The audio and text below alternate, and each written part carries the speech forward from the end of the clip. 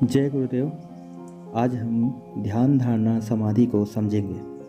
पूरी क्रिया जानेंगे, कैसे ध्यान धारणा समाधि किया जाता है, कैसी साधना संपन्न करी जाती है। पूरा ध्यान से गुरुदेव के द्वारा हम सुनेंगे। चलिए शुरू करते हैं।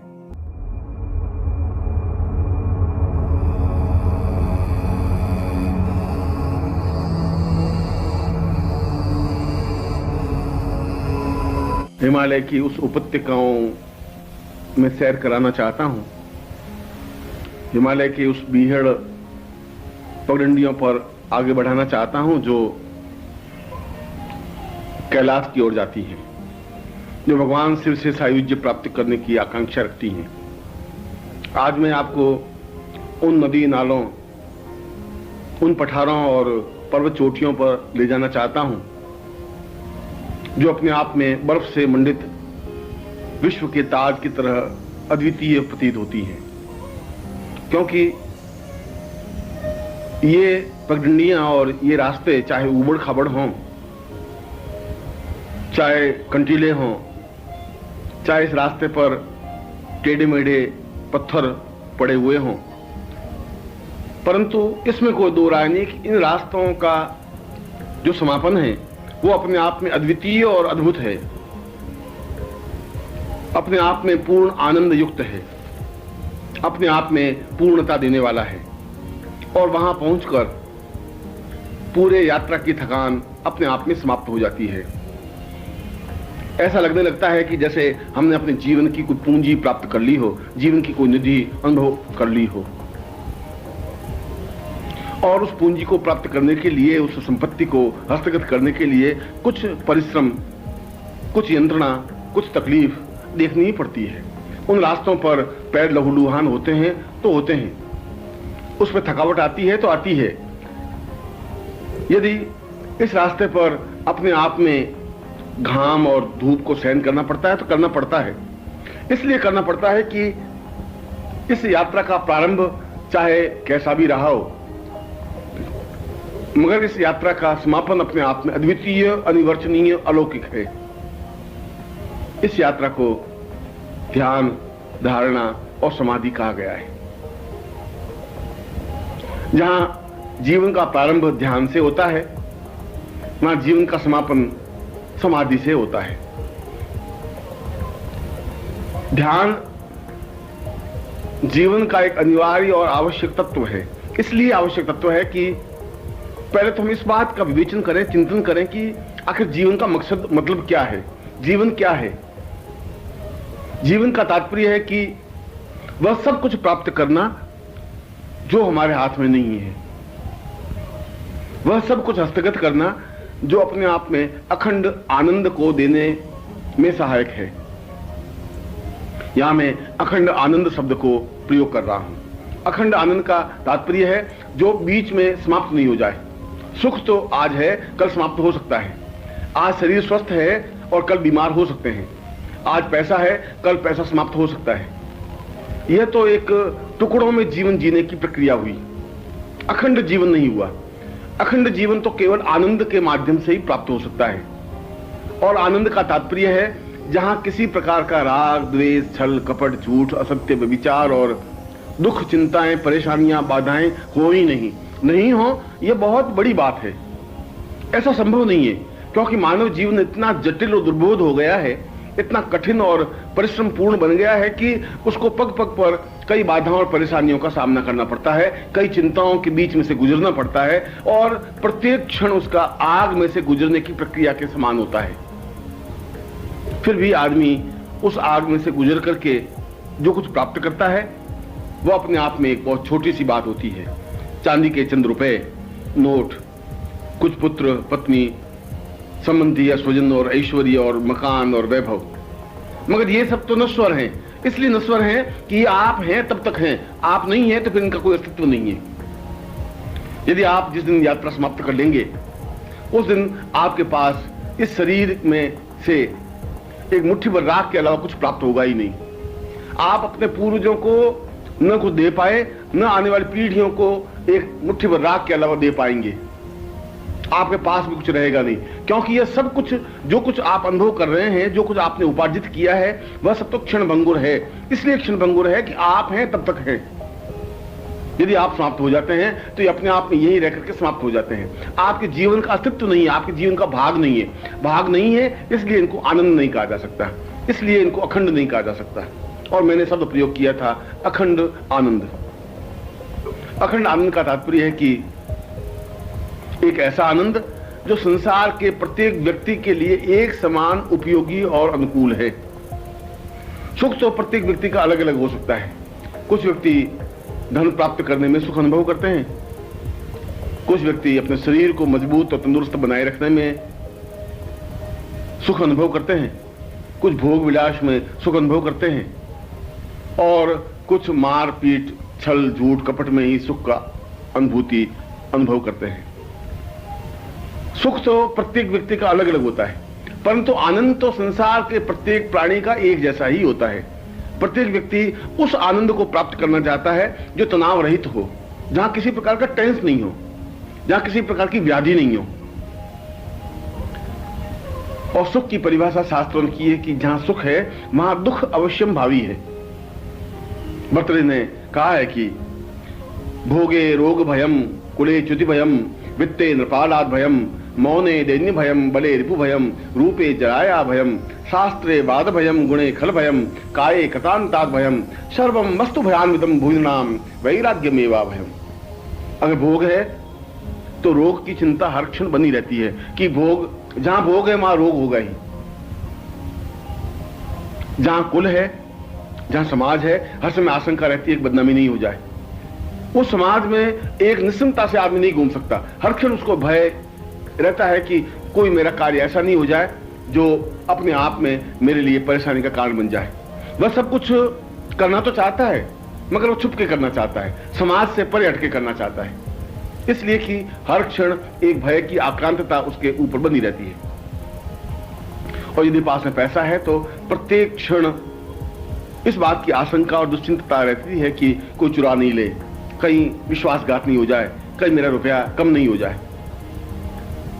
और यदि हम बिल्कुल मौन रहते हैं, नहीं बोलते हैं ज्यादा, तो लोग ये समझते हैं कि ये विद्वान नहीं है, ये शास्त्रों का जानकार नहीं है, ये मूर्ख है। ये बात की चिंता रहती है कि ऐसा नहीं हो जाए कि हमें दैन्य लोग कहने लगे, हमें मूर्ख कहने लगे, इसलिए मौन रहना भी अपने आप में उसके लिए तकलीफदायक हो जाती है। और यदि बलवान है, शरीर स्वस्थ है, तंदुरुस्त है, तो इस बात की हर समय आशंका रहती है कि मुझसे ज्यादा कोई बलवान आकर के मुझे पछाड़ नहीं दे, बदनाम नहीं कर दे, गिरा नहीं दे, पराजित नहीं कर दे। एक प्रकार से देखा जाए तो प्रत्येक सुख के पीछे एक दुख लगा हुआ है, और जहां दुख है वहां तनाव है, वहां एक आशंकाएं हैं, वहां दुश्चिंतताएं हैं। इसलिए सुख तो अपने आप में कोई महत्वपूर्ण वस्तु नहीं है। इसलिए महत्वपूर्ण वस्तु नहीं है कि उसके तीन हेतु हैं। सुख एक मरीचिका है जो आज है कल नहीं है।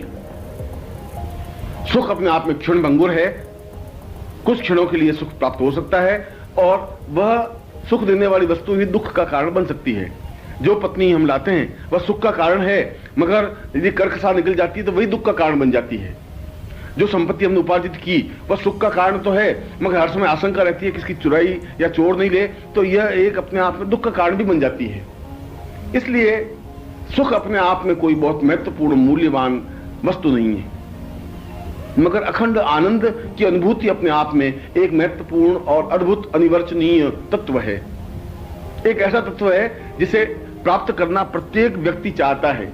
वो चाहता है कि वह तनाव रहित हो, वह चाहता है कि उसके मन में किसी प्रकार की चिंता नहीं रहे, वह चाहता है कि किसी प्रकार का दुख नहीं हो, वह यह चाहता है कि किसी प्रकार का रोग या भय या कलह की स्थिति नहीं बने। और इस अखंड आनंद को प्राप्त करने के लिए आवश्यक साधन जुटाने से अखंड आनंद अनुभव नहीं हो सकता। धन के माध्यम से आनंद नहीं खरीदा जा सकता, ताकत के माध्यम से आनंद पर विजय प्राप्त नहीं की जा सकती, बुद्धि और चतुराई से हम आनंद को हस्तगत नहीं कर सकते। आनंद ऐसी वस्तु नहीं है जिसे प्राप्त किया जा सके। आनंद तो हृदय की अंदर से निकलने की ऊर्जा कहते हैं। हृदय के अंदर से एक रस प्रवाहित होता है, एक ऊर्जा प्रभावित होती है, एक चैतन्यता प्रभावित होती है, एक ऐसी स्थिति प्रभावित होती है जो अपने आप में मगन कर देती है, अपने आप में मस्त कर देती है, अपने आप में बेसुध कर देती है, पागल कर देती है। वो अपने ही ख्यालों में, अपनी मस्ती में झूमता रहता है और उसे वह सब कुछ प्राप्त हो जाता है जो जीवन का एक आवश्यक तत्व और गुण है। व्यक्ति का सारा तत्व, व्यक्ति की सारी चिंताएं, व्यक्ति की सारी इच्छाएं और आकांक्षाएं इस बात की हैं कि उसको सुख और सौभाग्य, धन और यश और मान और पद और प्रतिष्ठा मिले, मगर इसके साथ ही साथ तनाव नहीं हो, इसके साथ साथ किसी प्रकार की चिंताएं नहीं हो, इसके किसी प्रकार की मन में दुश्चिंतता नहीं रहे, भय नहीं रहे, आक्रांतता नहीं रहे। जब मन प्रसन्न होता है तो आनंद का प्रारंभ होता है। जब मन प्रसन्न होता है तो आनंद की अनुभूतियां होती हैं। जब मन प्रसन्न होता है तो जीवन में एक उद्रेक होता है, एक प्रवाह होता है। उस प्रवाह को, उस उद्रेक को आनंद कहा गया है। अगर यह आनंद जीवन का इतना आवश्यक है तो फिर आनंद किस प्रकार से प्राप्त किया जा सकता है, कैसे प्राप्त किया जा सकता है? मैंने जैसा बताया कि यह आनंद रुपयों के माध्यम से तो नहीं खरीदा जा सकता, ताकत के माध्यम से भी जीता नहीं जा सकता। इस आनंद को प्राप्त करने के लिए तो अपने हृदय का मंथन करना पड़ेगा, हृदय में से रस प्रवाहित करना पड़ेगा, हृदय में से उस रस का प्रवाह देना पड़ेगा जिसके माध्यम से एक असीम आनंद, तनाव रहित जीवन, अपने आप में चिंता मुक्त जीवन की स्थिति बन सके। यह चिंता मुक्त जीवन जीने की जो कल्पना है, क्रिया है, वो अपने आप में ध्यान प्रक्रिया है। इसलिए हमारे सारे उपनिषदों ने ध्यान को एक महत्वपूर्ण तथ्य माना है।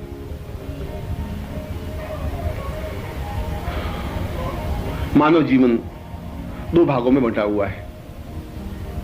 एक उसका बाह्य जीवन है, दूसरा उसका आंतरिक जीवन है। व्यक्ति अपने बाह्य जीवन से तो ज्यादा परिचित है, अपने समाज से परिचित है, अपनी पत्नी, पुत्र, बंधु, बांधव से परिचित है, अपने पड़ोसियों से परिचित है, अपने रुपयों पैसों से, व्यापार की बारीकियों से तो परिचित है, मगर अपने आंतरिक जीवन से बिल्कुल अनभिज्ञ है, अनजान है, कोरा है, क्योंकि उसने कभी कोशिश नहीं की कि मेरा आंतरिक जीवन भी मेरे जीवन का एक आवश्यक बिंदु है। जितना बाह्य जीवन की आवश्यकता और अनिवार्यता है, उतना आंतरिक जीवन की भी आवश्यकता और अनिवार्यता है, मगर उसको इस बात का ज्ञान इसलिए नहीं है कि उसको इस प्रकार की कभी शिक्षा नहीं दी गई। स्कूलों कॉलेजों में इस प्रकार की शिक्षा नहीं दी जाती, शिक्षक इस चीज को नहीं दे सकते, और यह ज्ञान उनके माता पिता को, परिवार को, स्वजन को, संबंधियों को, पड़ोसियों को, रिश्तेदारों को नहीं है, तो वे भी इसका ज्ञान नहीं दे सकते। तो उसका जीवन अपने आप में, आधा जीवन भले ही सफल हो जाए, बाह्य जीवन भले ही उसका सफल हो जाए, आंतरिक जीवन अपने आप में वैसा का वैसा बना रहता है जैसा वह लेकर के आता है। और जब तक आंतरिक जीवन की पूर्णता प्राप्त नहीं हो जाती, तब तक जीवन तनाव रहित नहीं बन सकता। जब तक आंतरिक जीवन की पूर्णता नहीं बन जाती, तब तक जीवन में परिपूर्णता नहीं आ पाती, तब तक जीवन में आनंद की अनुभूतियां नहीं हो सकती, तब तक मानसरोवर में एक लहरें नहीं उठ सकती, तब तक जीवन का एक प्रवाह नहीं बन सकता, तब तक आंखों में एक चमक और आंखों में प्रसन्नता का भाव नहीं बन सकता। आंखों में प्रसन्नता और एक चमक, एक ओज और स्फूर्ति, एक क्षमता और धैर्य और एक मगन रहने की प्रक्रिया केवल आनंद के माध्यम से ही संभव है, और वह आनंद ध्यान के द्वारा ही प्राप्त किया जा सकता है। इसलिए जीवन में जहां बाह्य जीवन में सफलता प्राप्त करना सामाजिक दृष्टि से आवश्यक है, ठीक उसी प्रकार से अपनी पूर्णता प्राप्ति के लिए और आनंद की प्राप्ति के लिए, तनाव रहित जीवन जीने के लिए आंतरिक जीवन को समझना और आंतरिक जीवन में प्रवेश करना भी जरूरी और अनिवार्य है। आंतरिक जीवन के बारे में हम उतने ही कमजोर और कोरे हैं जितने जन्म के समय थे, इसलिए कि हमारे जीवन में कोई गुरु मिला नहीं, किसी ने हमारा हाथ नहीं पकड़ा, किसी ने रास्ते पर चलते हुए हमें टहोका नहीं, किसी ने हमारे कंधे पर हाथ नहीं रखा, किसी का वरदस्त हमारे सिर पर रहा नहीं, किसी ने हमें समझाया नहीं कि तुम्हारे जीवन का आंतरिक तत्व ज्यादा महत्वपूर्ण, ज्यादा मूल्यवान, ज्यादा यथार्थ, ज्यादा सार्थक है। ऐसा किसी ने बताया नहीं, और नहीं बताया तो हम बेतहासा उन तृष्णाओं के पीछे भागते चले जाते हैं, जिसकी यात्रा मृत्यु और सुनसान पर जाकर समाप्त होती है। ऐसा जीवन जीने से क्या फायदा है? ऐसा जीवन का अर्थ और उपयोगिता क्या है? ऐसे जीवन से क्या लाभ होगा? वह जीवन तो अपने आप में एक नश्वर है, व्यर्थ है। मरने के बाद उस जीवन का कोई उपयोगिता, कोई मूल्य नहीं रह जाता है। इसीलिए अपने आंतरिक जीवन में प्रवेश करने की क्रिया जीवन का एक धर्म है, जीवन की क्रिया है, जीवन का एक यथार्थ है, जीवन का एक चिंतन है। इसलिए आप इस जीवन के जिस पड़ाव पर भी हैं, जिस पगडंडी पर भी हैं, जहां पे आप खड़े हैं, चाहे आप 20 साल की अवस्था में हैं, चाहे आप 50 साल की अवस्था में हैं, चाहे आप पुरुष हैं, चाहे आप स्त्री हैं, चाहे आप अच्छे हैं, चाहे आप बुरे हैं, मगर एक क्षण यहां रुक करके हमें सोचना पड़ेगा कि ऐसा तो नहीं है कि हम आधा जीवन ही जी रहे हैं, ऐसा तो नहीं है कि ये आधा जीवन हमारा कोरा का कोरा रह गया है, ऐसा तो नहीं है कि इस आधे जीवन के बारे में तो हमें कोई ज्ञान है ही नहीं, और यदि ज्ञान नहीं है तो फिर इस आधे जीवन को जी करके भी क्या लाभ हो जाएगा। कुछ रुपए आप मरने के बाद अपने बेटों के लिए छोड़ भी जाएंगे तो क्या हो जाएगा। यदि आप बहुत मोटा ताजा शरीर लेकर के भी समाप्त हो जाएंगे तो क्या हो जाएगा। यदि आपने 4-6 मकान जोड़ के खड़े हो जाएंगे और मर जाएंगे तो क्या हो जाएगा। वह तो जीवन का आधा भाग हुआ। हो सकता है कि उस आधे भाग में तुम्हें कुछ सुख की अनुभूतियां हुई होगी, कुछ संतुष्टि मिली होगी, कुछ एहसास हुआ होगा कि मेरे पास संपत्ति है, मेरे पास धन है, मेरे पास वैभव है, मेरे पास विलास है। वह सब कुछ नहीं है। सब कुछ तो जीवन के अंदर उतरने की क्रिया के द्वारा ही संभव है।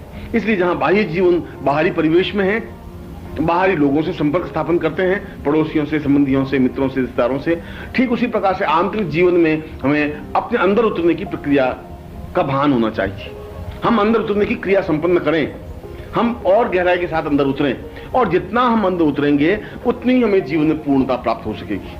क्योंकि अंदर उतरने की क्रिया का ज्ञान केवल गुरु के माध्यम से ही प्राप्त हो सकता है। अंदर उतरने की क्रिया का ज्ञान केवल चेतना के माध्यम से ही प्राप्त हो सकता है। गुरु हाथ पकड़ करके ये समझा सकता है कि तुम्हारे जीवन में ध्यान की प्रक्रिया का एक आवश्यक तत्व, अनिवार्य तत्व है। ध्यान का तात्पर्य है कि हम निश्चल निर्विकार भाव से एक स्थान पर बैठ जाएं। चाहे प्रातःकाल का समय हो, चाहे सायंकाल का समय हो, कोई भी समय हो, हम उस स्थान पर बैठे जहां किसी प्रकार का शोरगुल नहीं हो, आवाज नहीं हो। और इसके लिए सूर्योदय से पहले का समय सबसे ज्यादा उपयुक्त रहता है, क्योंकि उसमें कोलाहल कम होता है, उसमें किसी प्रकार का हो हल्ला बहुत कम होता है।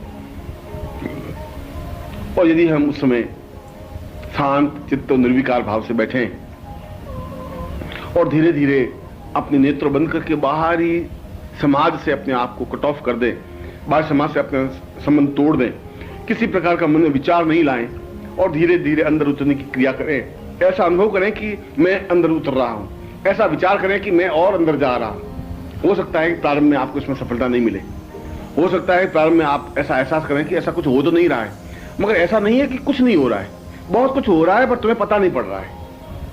आपका लक्ष्य और आपका उद्देश्य और आपका कार्य केवल शांत भाव से बैठे रहना है।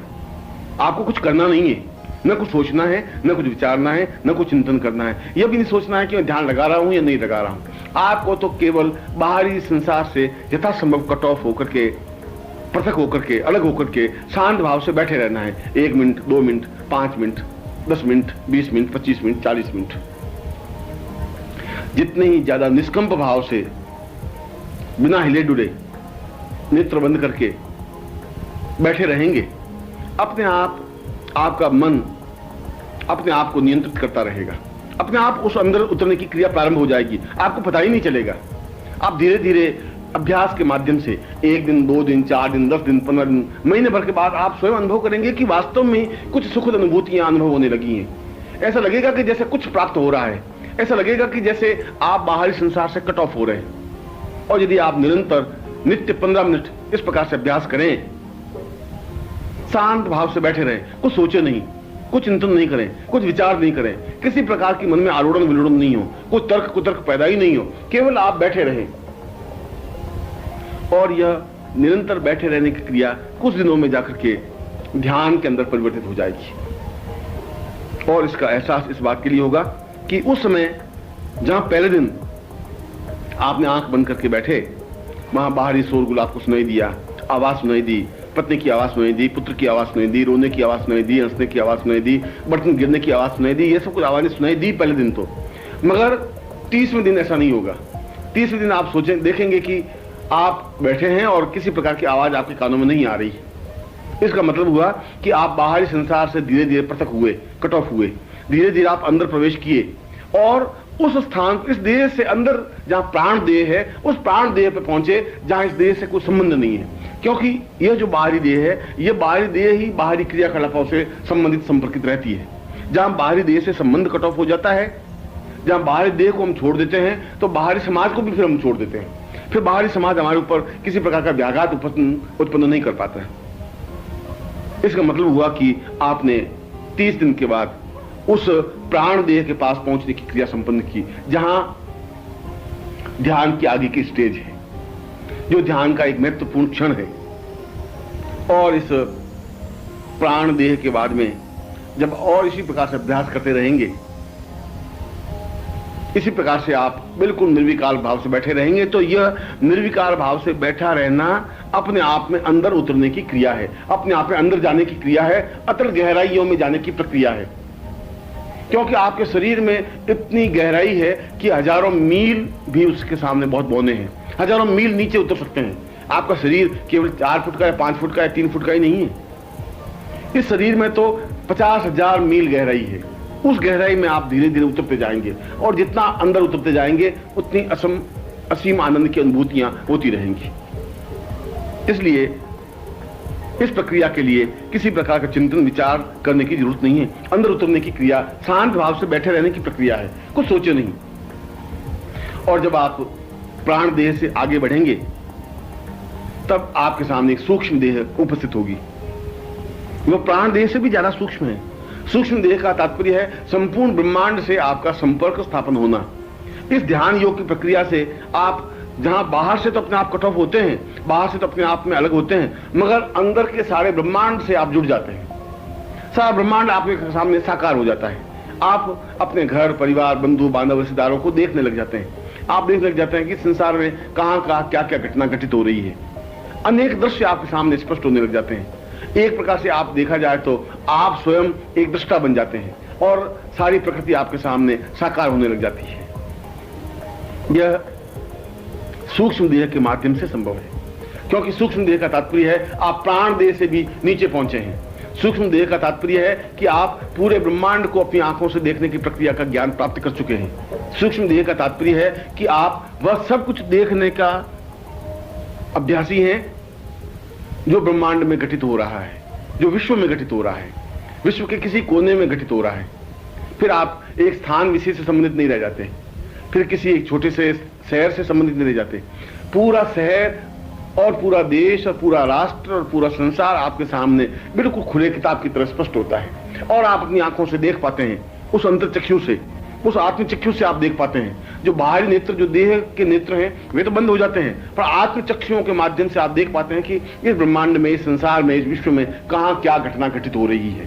ये देखने की क्रिया सूक्ष्म देह के माध्यम से संभव है। और ये सूक्ष्म देह ध्यान की प्रक्रिया का अगला चरण है।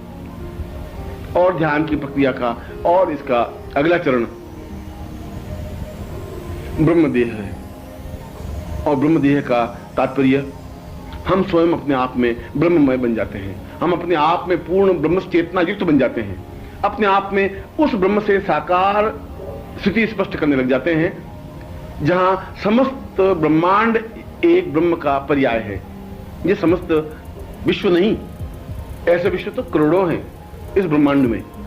उस पूरे ब्रह्मांड को आप अपनी आंखों से देखने की प्रक्रिया तब कर पाते हैं जब ध्यान योग के माध्यम से आप ब्रह्म देह पर पहुंच पाते हैं। ये देह केवल एक ही देह आपके पास नहीं है, इस देह के अंदर दूसरी, तीसरी और चौथी देह भी है। जिस देह को आप पकड़ पाते हैं और उस देह पे पहुंचने पर केवल आप विश्व के किसी कोने में नहीं, ब्रह्मांड के किसी कोने में अपनी सूक्ष्म देह के माध्यम से पहुंच सकते हैं, देख सकते हैं, अनुभव कर सकते हैं, स्पष्ट कर सकते हैं।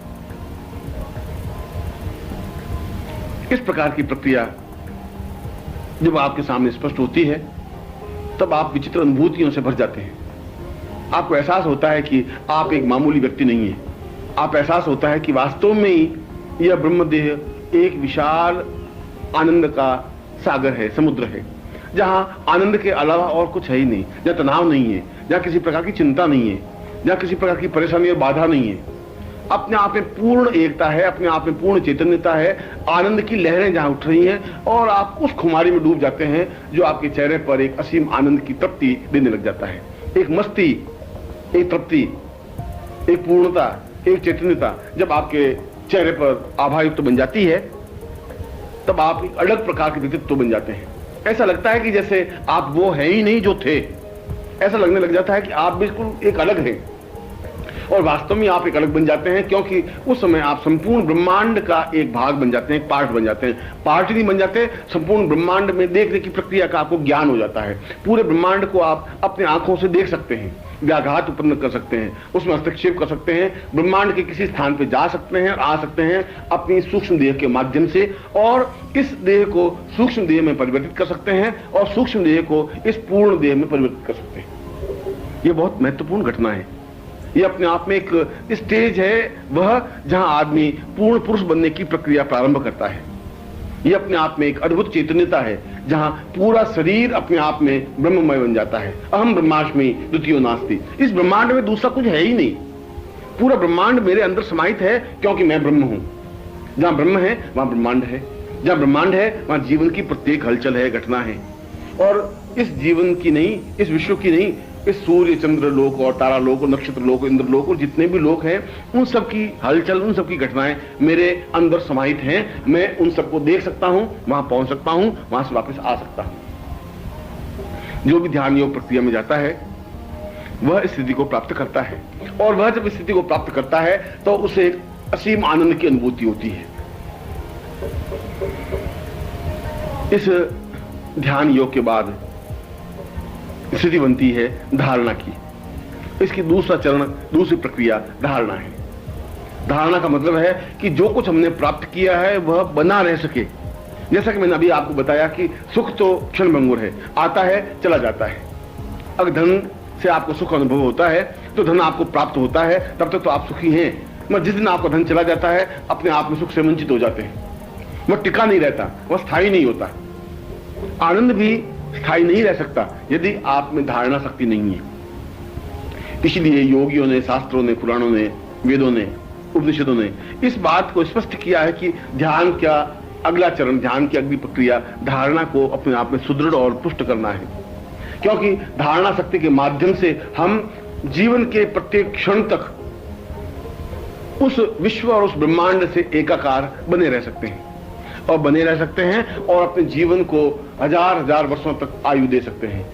लाखों वर्षों की आयु प्राप्त कर सकते हैं, हजारों वर्षों की आयु प्राप्त कर सकते हैं। यदि हमारे पूर्वजों के पास 5000 वर्षों की आयु थी, 2000 वर्षों की आयु थी, यदि वे इच्छा मृत्यु को प्राप्त हो सकते थे, तो हम भी इच्छा मृत्यु को प्राप्त कर सकते हैं। जब चाहें तभी मृत्यु हो। मृत्यु हमें दबोच नहीं सके, मृत्यु हम पर आक्रमण नहीं कर सके, मृत्यु हम पर हल्ला नहीं कर सके। ऐसा स्टेज तब आ सकती है जब हम धारणा शक्ति को प्राप्त कर लेते हैं। और धारणा शक्ति की प्राप्ति के लिए यह जरूरी है कि आप अपने जीवन में उस ध्यान प्रक्रिया के माध्यम से आगे बढ़ें। इसलिए उपनिषदों ने धारणा इति गुरु, गुरु को ही धारणा शक्ति कहा गया है, क्योंकि गुरु ही अपने विशेष तेजस्विता के प्रभाव से आपके शरीर में धारणा शक्ति को बढ़ा सकता है, आपके शरीर में धारण करने की क्षमता बना सकता है। आप जो सूक्ष्म देह और प्राण देह प्राप्त करने की आकांक्षी हैं, और जो ब्रह्म देह आपके पास होती है, उस ब्रह्म देह को निरंतर ब्रह्म देह बनाए रखने के लिए गुरु की यहां पर नितांत अनिवार्यता है, आवश्यकता है। गुरु आपको उस मंत्र को, उस चेतना को दे सकता है, उस तपस्या के अंश को दे सकता है, जिसके माध्यम से आप उस ब्रह्म देह को यथावत बनाए रख सके। ब्रह्म देह के बाद वापिस आप उसी मूल स्वरूप में आ सकते हैं, संसारिक क्रियाकलाप संपन्न कर सकते हैं, और उसके बाद वापिस ब्रह्म देह में पहुंच सकते हैं। इसलिए उस ब्रह्म देह में पहुंचने के बाद उस गुरु का निरंतर चिंतन, ध्यान, मनन प्रक्रिया और गुरु की सानिध्यता, सायुज्यता यहां पर बहुत अधिक आवश्यक है।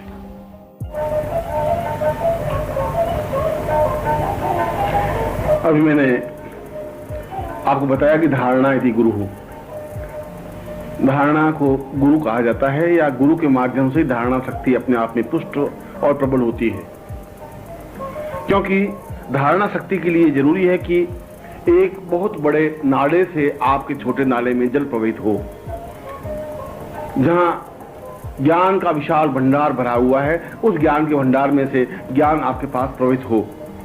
सूर्य के माध्यम से दीपक की लौ लगे, वसंत के माध्यम से आप में सुगंध का झोंका प्रवाहित हो, और यह वसंत, यह सूर्य अपने आप में गुरु ही हो सकता है। जहां ज्ञान का असीम भंडार है, जहां साधना की पूर्णता है, उच्चता है, श्रेष्ठता है, दिव्यता है, और अपने आप में परिपूर्णता है। इसलिए जहां ध्यान के माध्यम से आप उस स्टेज पर, उस स्थिति पर पहुंचते हैं, तब यह जरूरी है कि आपके सामने वह गुरु हो जो इस प्रक्रिया में अपने आप में पूर्ण संपन्न हो, जिसकी कुंडलिनी जागरण हो, जो अपने आप में क्रिया योग में दक्ष हो, जो सिद्धाश्रम में पूर्णता प्राप्त किए हुए हो, जो तुम्हें ज्ञान चेतना दे सके, जो तुम्हारी उंगली पकड़ करके इस धारणा शक्ति में पूर्णता और प्रबलता प्रवाहित कर सके। तब गुरु अपने ज्ञान चेतना के माध्यम से आपकी धारणा शक्ति को प्रबल और पुष्ट बनाएगा।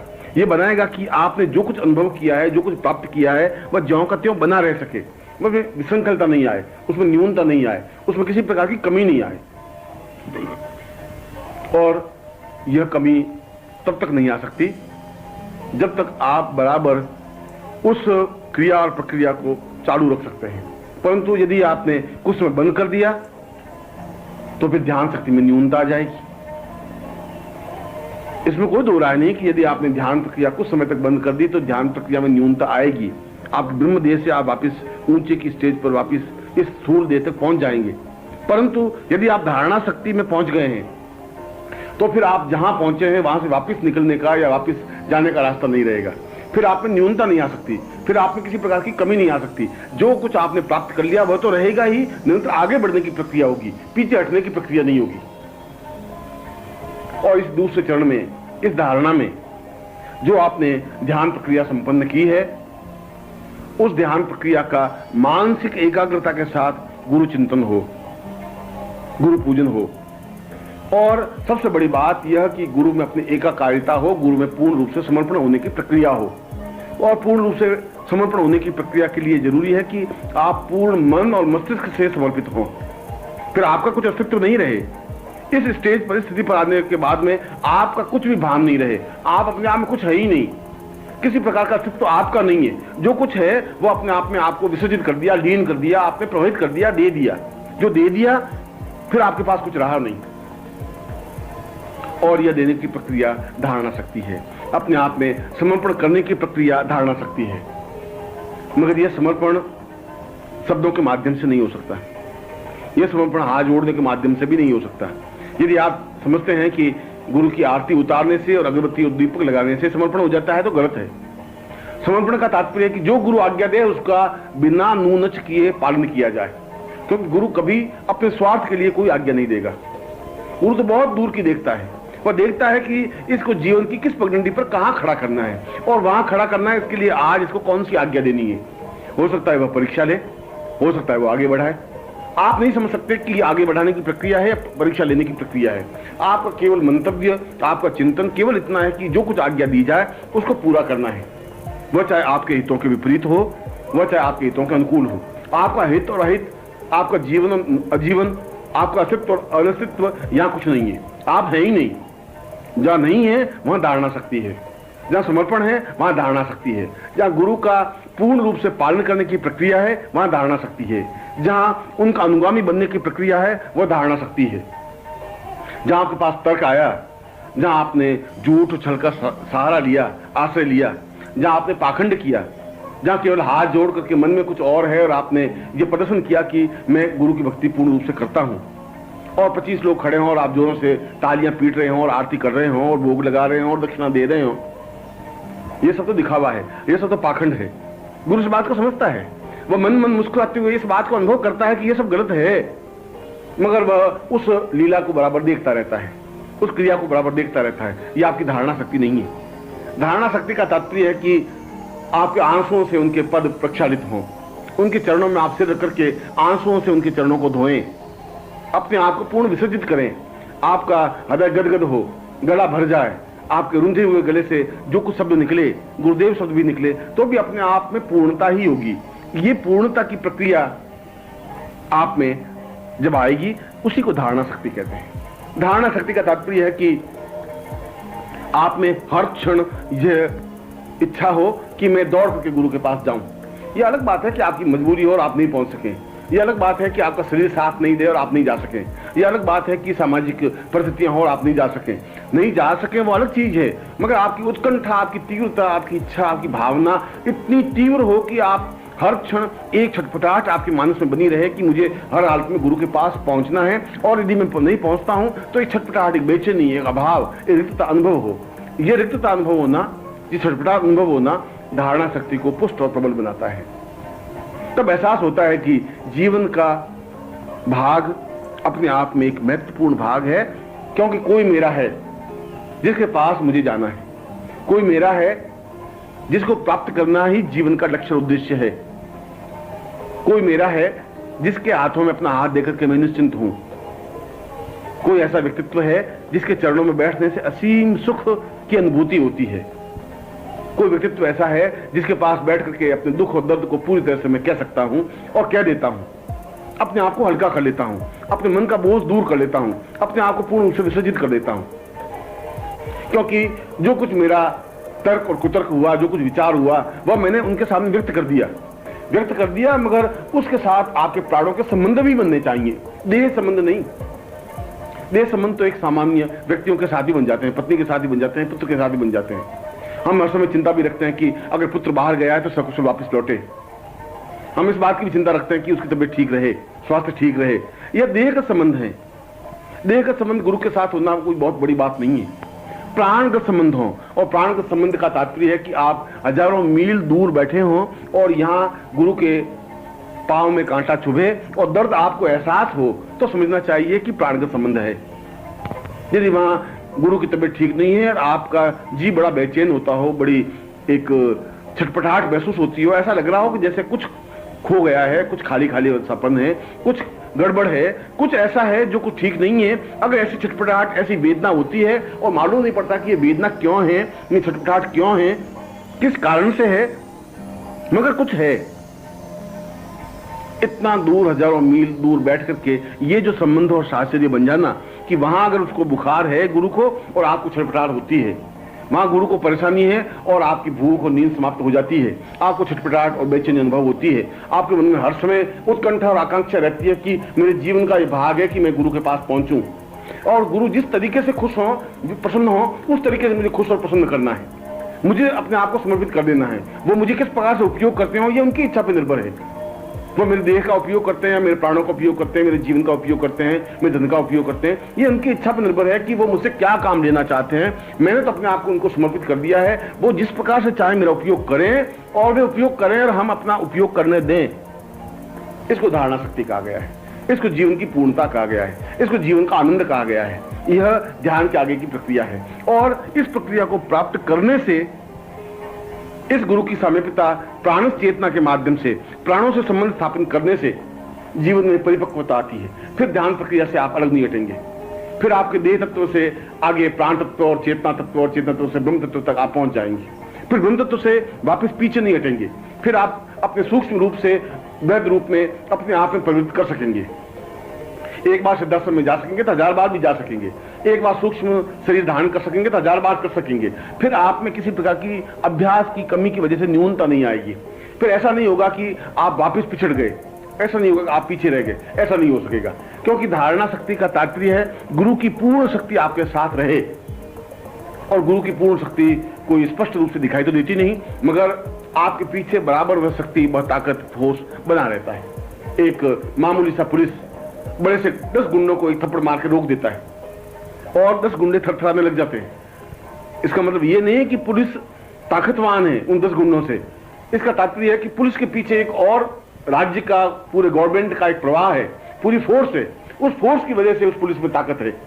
ठीक उसी प्रकार से आप चाहे दुबले पतले हो, मगर आपके पीछे फोर्स है जो दिखाई नहीं दे, मगर उसकी वजह से आप में पूरी ताकत, पूरी क्षमता आती है। वह ताकत और क्षमता गुरु की दी हुई है, वह शक्ति गुरु की दी हुई है, जिसको आप अनुभव करते हुए निरंतर धारणा शक्ति में पूर्णता प्राप्त करते रहते हैं। और ध्यान और धारणा के बाद तीसरी स्थिति समाधि अवस्था की होती है, जहां आप गुरु के चरणों में बैठ गए, जहां आपने अपने आप को गुरु के चरणों में विसर्जित कर दिया, जहां आपने गुरु की आज्ञा का पालन किया, जहां आप इस बात के लिए कृत करते हुए कि गुरु ने आपका उपयोग किया, गुरु ने आपको आज्ञा दी, आपको कुछ काम सौंपा, आपकी सेवाओं का उपयोग किया, और आपने बिना हिचकिचाहट के, बिना मन में किसी प्रकार का तर्क और वितर्क किए उस आज्ञा को पालन किया, वह चाहे आज्ञा आपके हित में रही या अनहित रही, वह चाहे आपके नुकसानदायक रही या लाभदायक रही, वह अलग बात है, मगर आपने उन आज्ञाओं का पालन किया, उनके लिए उपयोगी बने, यह धारणा शक्ति है। और इस धारणा शक्ति के आगे की स्थिति समाधि अवस्था है। समाधि अवस्था का तात्पर्य है कि आप उन समस्त सिद्धियों को प्राप्त कर सकें जो पूरे ब्रह्मांड में विचरित हैं। वो चाहे अणिमादि सिद्धियां हो, वह चाहे महाकाली हो, महालक्ष्मी हो, महासरस्वती हो, बगला हो, छिन्नमस्ता हो, धूमावती हो, वह चाहे इंद्र हो, विष्णु हो, रुद्र हो, वह चाहे कार्तिकेय हो, और चाहे किसी प्रकार के देव हो, देवता हो, इष्ट हो, भूत हो, प्रेत हो, पिशाच हो, राक्षस हो, गंधर्व हो, किन्नर हो, उन सबको अपने हस्तगत कर देने की क्रिया समाधि अवस्था में आ सकती है। समाधि का तात्पर्य है आप स्वयं पूर्ण रूप से ब्रह्म बन जाते हैं। ब्रह्म का दर्शन नहीं, ब्रह्म से अनुभूति भी नहीं, ब्रह्म की सामीप्यता नहीं, आप स्वयं पूर्ण रूप से ब्रह्म करने की प्रक्रिया समाधि अवस्था है। और समाधि का तात्पर्य है अपने आप में पूर्ण निश्चिंत होकर के डूब जाने की प्रक्रिया, अपने आप में निर्विकल्प हो जाने की प्रक्रिया, अपने आप में पूर्णता प्राप्त कर देने की प्रक्रिया। यह तो गुरु अपने आप आपको मार्गदर्शन करेगा, वो अपने आप आपको दीक्षा देगा, अपने आप को समझाएगा कि समाधि अवस्था आपको अपने आप प्राप्त हो सके। जो गुरु की शक्ति आपको प्राप्त होगी, त्यों अपने आप समाधि अवस्था में चलते रहेंगे।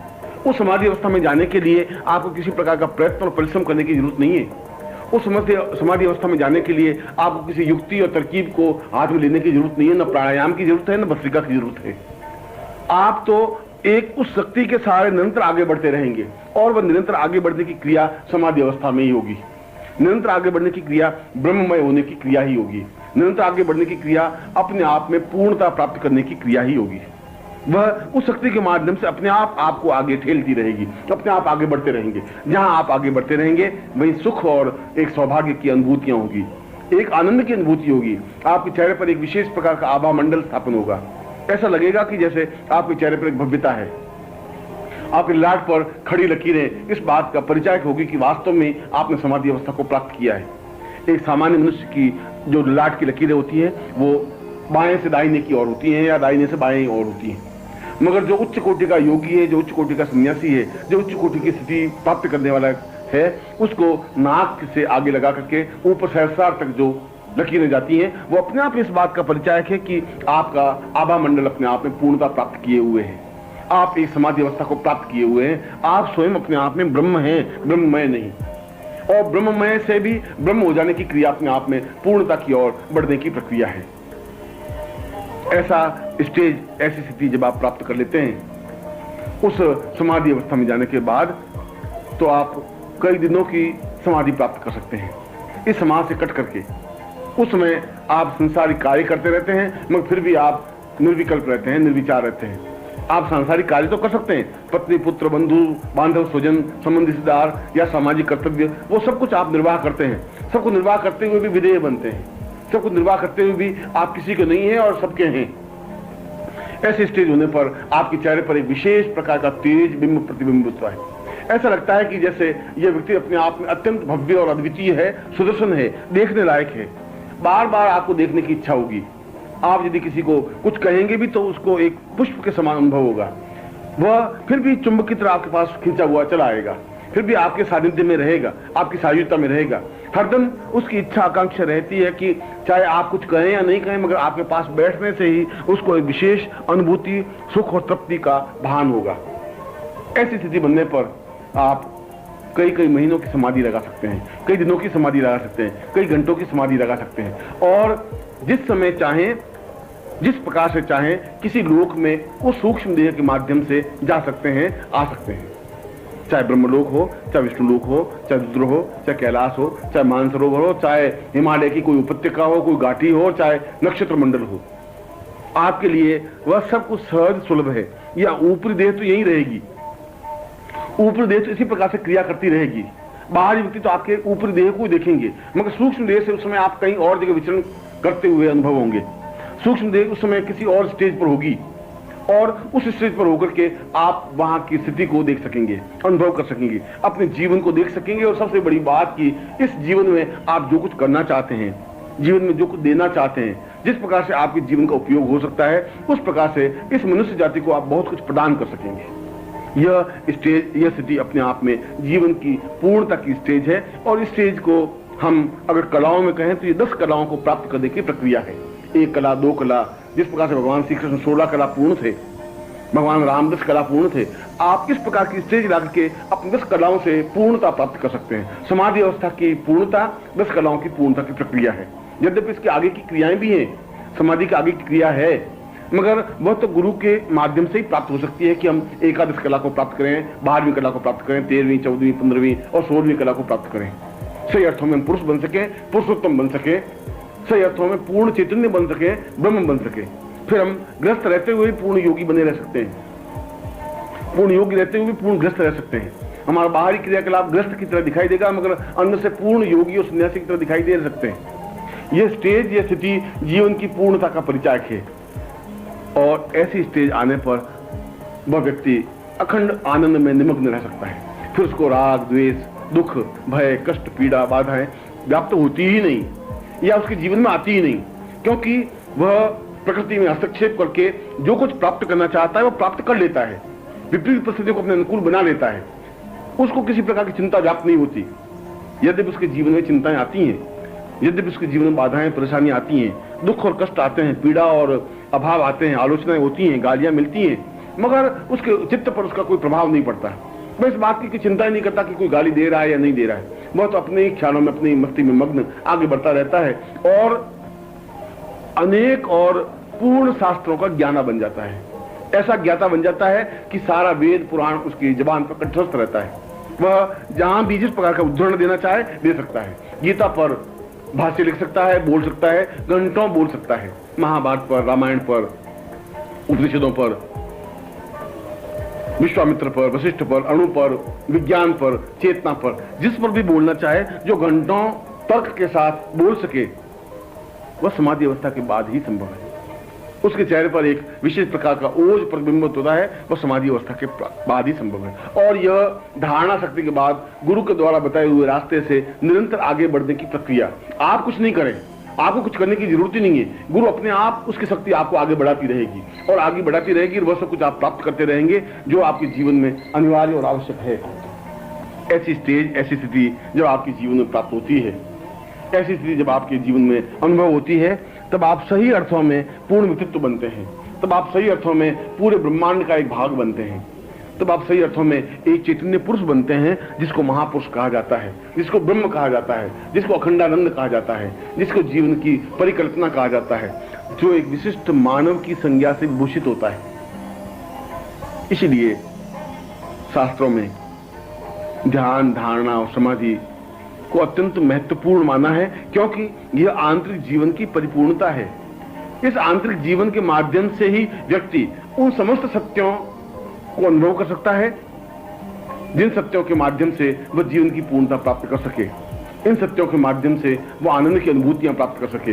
इन सत्यों के माध्यम से वह सब कुछ प्राप्त कर सके जो उसके जीवन की आकांक्षा है। फिर उसके जीवन में न भूख, प्यास, दुख, दर्द, बेचैनी, छटपटाहट कुछ भी व्याप्त नहीं होती। फिर उसके जीवन में दुख आता ही नहीं, फिर उसके जीवन में अभाव रहता ही नहीं, फिर उसके जीवन में किसी प्रकार की मृत्यु नहीं होती, फिर उसके जीवन में किसी प्रकार की कष्ट और बाधाएं नहीं आती। वह जैसा चाहे, जिस प्रकार से चाहे, प्रकृति को अपने अनुकूल बना लेता है और प्रकृति का दोहन कर सकता है, प्रकृति से लाभ उठा सकता है। मैं यहां पर इस समाधि अवस्था को प्राप्त करने की प्रक्रिया के लिए, या ध्यान और धारणा और समाधि तीनों अवस्थाओं को एक साथ प्राप्त करने की प्रक्रिया के लिए उस मंत्र का उच्चारण कर रहा हूं, जो मंत्र अपने आप में एक अद्वितीय मंत्र है।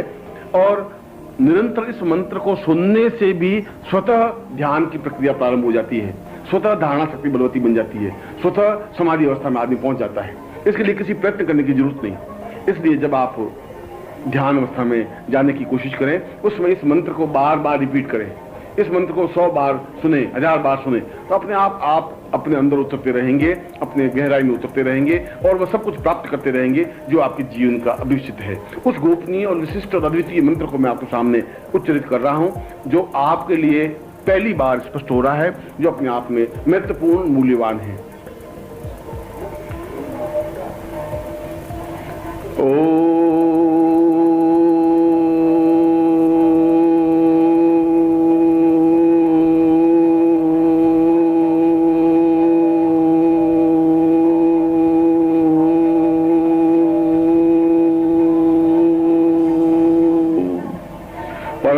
प्रदंड पूर्वा सा सतम सा दीर्घा सा धौ सा चैतन्यम सा परिपूर्णताम परिपूर्णताम पूर्णताम पाम पूर्वा समाधि सदा सा सत सहस्रमयी पूर्वम च चैतन्यम अद्वितीय साम अकल्पतम पूर्वा सा चैतन्यम परिपूर्णताम सा शास्त्री सम दीर्घो अथा स्वानम स्वचित्तने सा दीर्घो अथा स्वानम स परिपूर्णता ये परिपूर्णताम अथा से अथ सा कृते कल्याणम मां पूर्वा सा चैतन्यम सा दीर्घा ये सा प्राण सा चैतन्यम सा ब्रह्म स जीव स देह देहेन सा ब्रह्मलोकेण विष्णुलोकेण रुद्रलोकेण समस्त लोकलोकेण यम सा पूर्वशाम यमोत्रिम सा पूर्वा अथस्मानं स चैतन्ये हिमालयो हिम पूर्वशाम समस्त समुद्रो सा आताम पूर्वाथस्मानं स ब्रह्मलोकम ता गुरु सानिध्यम प्राप्तिताम तुभ्यं संपदे इदमर्थितं वा जाति पूर्वा सा चैतन्यं परिपूर्णतायमस्तु हरि ओम।